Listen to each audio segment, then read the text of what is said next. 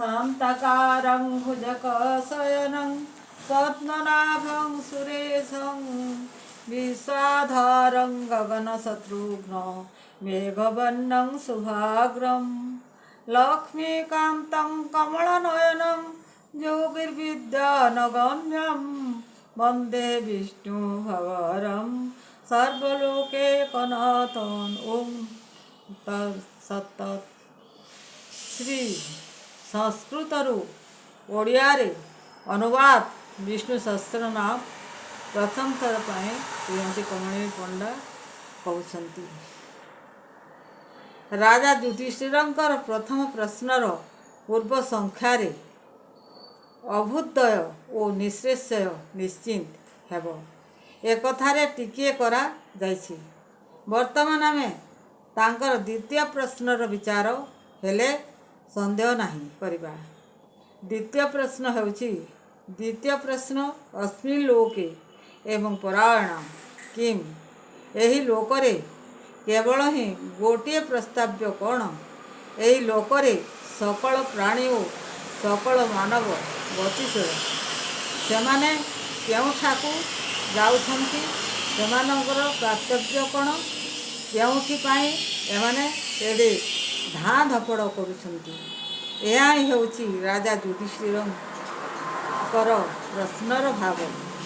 यार उत्तर रे विष्णु पितामह कहउछन्ति परम जो महत्तपः परम जो महातपी हे परम ज्ञान स्वरूप ब्रह्म से होउछन्ति समस्तंकर परायण अर्थात परम प्राप्तव्य अटन्ति। से होउछन्ति समस्तंकर आश्रयस्थली से जे निसंदेह परम ज्ञान स्वरूप जे परम तेज स्वरूप से दुष्ट मानू दमन करती तांकु पाइबा पाई प्रत्येक प्राणी गति करुछन्ति। समस्तंकर यह ही कर्तव्य अटे। यह सनातन ब्रह्म स्वरूप रे विख्यात अटे। आउ यही सहस्र नाम सही सनातन ब्रह्म पर्यंत साधक को पहुँचाई। तेणु नामर जप करिब सही नामर अर्थ को मनन करिब और नामर अर्थ को जो अनुष्ठान निश्चित हेबा ताकु ही निज जीवन रे पालन करिबा। एभଳି हेले मनुष्यर अभ्युदय और निश्चय निश्चित हेब एथिरे टिकिए हेले संदेह नहीं। ओम तत्सत्।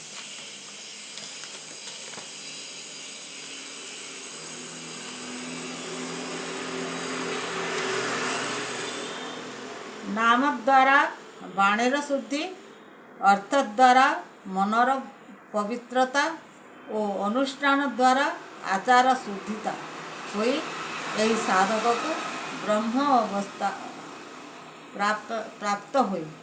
यह ही साधकर परमपरायण अटे। ब्रह्म प्राप्तिर अर्थ होउछि विशाल शक्तिर प्राप्ति। वर्तमान राजा युधिष्ठिरंकर तृतीय प्रश्न को देखंतु।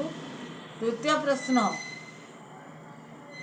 अस्मिन् लोके कं शुभस्तः मानवः शुभ प्रायः एही लोकरे मनुष्य काहेकि स्तुति करी निजर कल्याण प्राप्ति करिबा।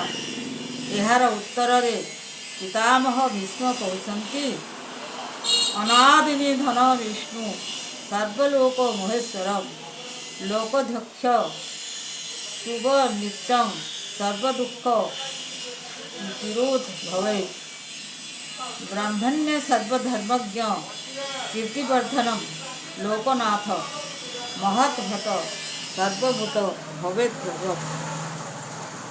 अनादि अनंत समस्त लोकमानंकर परमेश्वर लोकमानंकर अध्यक्ष ज्ञानी मानंकर हितकारी सकल धर्मर ज्ञाता लोकमानंकर जशवर्धनकारी लोकनाथ सर्वभूतर उत्पत्ति और विकासकारी परमात्मा परमेश्वर विष्णुंकर स्तमन कले मनुष्य सबु दुख को दूर करे और सबु प्रकार कल्याण प्राप्ति करें। यह हेउछि तृतीय प्रश्न उत्तर। ओं तत्सत्। परमेश्वर हेउछन्ति समस्त लोकमानंकर अध्यक्ष, समस्तंकर महान ईश्वर, ज्ञानी और स्वजन मानंकर पालनकर्ता, समस्तंकर पालन रक्षक और सर्वर्धक। तांकर नाम जप कले, गुण कीर्तन कले मनुष्य सकल दुख को दूर करिपारे। एठारे लोकमानंकर सुख और शांति किभଳି समर्थन हुए ताहा संक्षेपरे दर्शाइछि, ताहा देखन्तु। ब्रह्मण्य ब्रह्मणे ज्ञानिने हित ज्ञानी, विद्वान ब्रह्मश्रुत। ज्ञान प्रसार करुथिबा व्यक्तिर हितकारी सुखी हुए। समस्तंकर सुख समर्थनर करबा पई ज्ञानीर हित हेबा आवश्यक। ज्ञानी समस्त को ज्ञान वितरण करी सुख साधनार मार्ग देखाई पारे। ओं तत्सत्।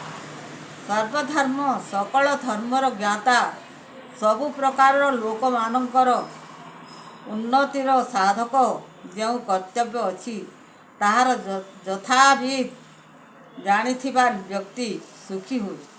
से अन्य को कर्तव्यर उपदेश प्रदान करे सुखी साधनार मार्ग बताए। ओं तत्सत्। सर्वभूत भवेद्भवम्, सर्वभूतर उत्पत्ति कथा, सेमानंकर बुद्धि कर्ता सकल प्राणी उत्पत्ति हेबा परे सेमानंकर पालन पोषण समर्थन करिवार विद्या जानिबार बाला ही समस्त को सुखर मार्ग बताई पारे। ओं तत्सत्। लोकनाथ कीर्तिवर्धनम, समस्त लोकमानंकर निजर कीर्ति बताइबार सत्य मार्गर निर्देशक स्वयं सुखी हुए और समस्त को सुखी करे। एही जगतरे पूर्ण रूपे यशस्वी हेबार मार्ग जानिबा उचित। ओं तत्सत्। लोकनाथ लोकमानंकर नाथ स्वामी प्रभु पालक। एठारे नाथ शब्दर अर्थ विचार करिबा उचित। नाथ धातुर अर्थ आश्रय देवा, दुष्ट को दूर करिबा। स्वामी हेबा अर्थ धातुर अर्थ आश्रयदाता, दुष्ट मान को दंड देवा बाला स्वामी। एभଳି जो स्वामी अटंती सेमानंकु सुखी करि पारंती। महत्भूतम, बड़ जे बड़ अटंती स्वभाव रे होइसंती महान।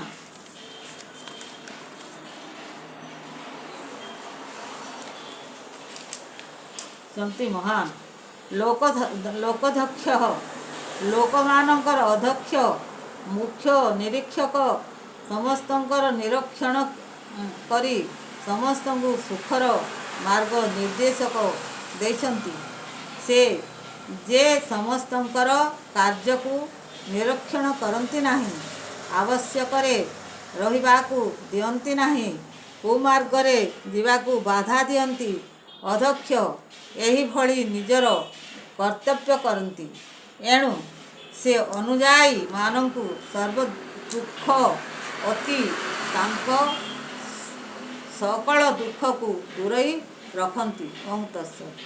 सर्वलोक महेश्वर, सर्वलोकर महा ईश्वर, सबु लोक मानकर जे महेश्वर अटंती से सर्वलोक मानकर दुख दूर करि पारंती। एठारे राजा व्यवस्थार सूचना दिया जाइछि। समस्त लोकंकर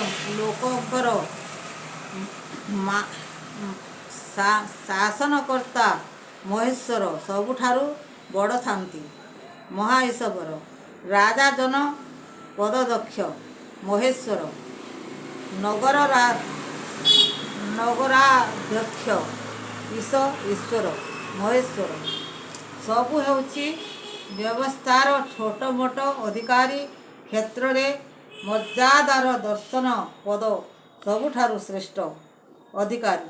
ଯିଏ ତାହାର ଦେହ କଥା ତାହାର ଅଧୀନରେ ଯେଉଁ ପଦାଧିକାରୀ ଅଛନ୍ତି ସେମାନଙ୍କର ସାଧନର ଧ୍ୟେୟ ଏହା ହିଁ ହେବାର ଉଚିତ ଯେ ନିଜ ବା ରାଷ୍ଟ୍ର ବା ପ୍ରାନ୍ତର ନିବାସ ସମସ୍ତ ଲୋକ ଦୁଃଖରୁ ଦୂର ହୁଅନ୍ତି, ସବୁ ପ୍ରକାର ସୁଖ ପ୍ରାପ୍ତି କରନ୍ତୁ ଓ ନିର୍ଭର ହୁଅନ୍ତୁ। ଓଁ ତତ୍ସତ୍। ବିଷ୍ଣୁ ବ୍ୟାପକ ସର୍ବତ୍ର ପ୍ରାପ୍ତି ଯିଏ ସାଧନ ଅଧିକାରୀ ସେ ସବୁ ରାଷ୍ଟ୍ରରେ ସର୍ବତ୍ର ଠିକ୍ ଭାବରେ ବ୍ୟାପକ ଶାସନ ଚଳାଇବା ଉଚିତ। ତାହାର ଶାସନ ଅଧିକାରୀ ସବୁଠାରେ ସମାନ ରୀତିରେ ଚାଲିବା ଉଚିତ। କୌଣସି ସ୍ଥାନରେ ତାହାର ଅଧିକାର ଚଳିବ ନାହିଁ, ଏପରି ହେବାର ଉଚିତ ନୁହେଁ। ଏଭଳି ହେଲେ ସେ ସମସ୍ତଙ୍କର ଦୁଃଖ ଦୂର କରିପାରେ। ଏଭଳି ଏଠାରେ